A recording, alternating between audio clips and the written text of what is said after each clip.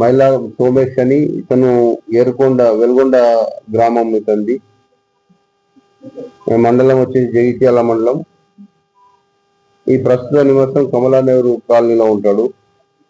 ఇతను రాత్రిపూట పడుకున్నప్పుడు ఈ సత్యనారాయణ, తర్వాత మన రవి, బడే రవి, కనపర్తి రాజు, కనపర్తి సత్యనారాయణ వాళ్ళు ముగ్గురు తలపై బలంగా కత్తెరతో మరియు ఎదురు బొంగులతో కొట్టి చంపడం జరిగింది. అయితే దీంట్లో ఈ సత్యనారాయణ, కనపర్తి సత్యనారాయణ, ఈ సోమేష్ అలియా సాయిల్ ఇద్దరు ఈ ర్యాక్ పిక్కర్స్ చెత్త ఏరుకొని బతివాళ్ళు. వాళ్ళిద్దరికి పరిచయం. ఆ పరిచయంలో ఈ డబ్బులు, ఈ చెత్త అమ్ముకునే వచ్చిన విషయంలో, వచ్చే డబ్బుల విషయంలో కొంచెం తగాదా ఏర్పడి ఇద్దరు గొడవ పడుతున్నారు. ఈ గొడవలో ఈ అతను సత్యనారాయణ ఇంటికి వెళ్ళి అతని కొడుకు రాజును మరియు బడే రవిని తీసుకొని వచ్చి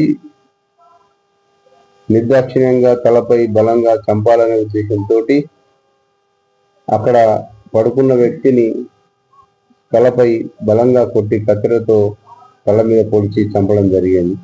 చంపి పారిపోయారు. దీంట్లో కారణం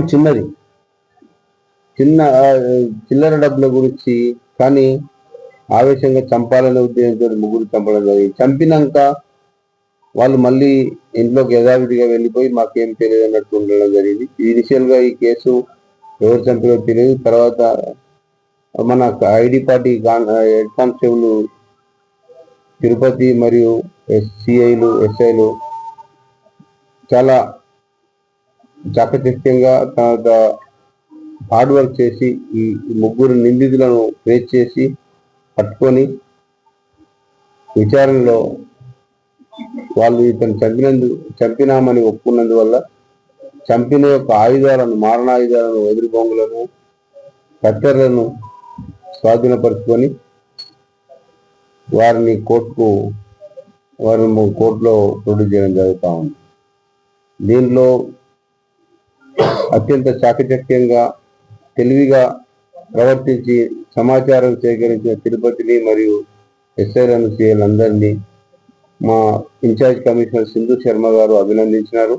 వాళ్లకు తగిన రివార్డ్స్ కూడా అందిస్తారు. వారందరికీ మేము అభినందనలు తెలియజేస్తా ఉన్నాం. దీనిలో ఏమన్నా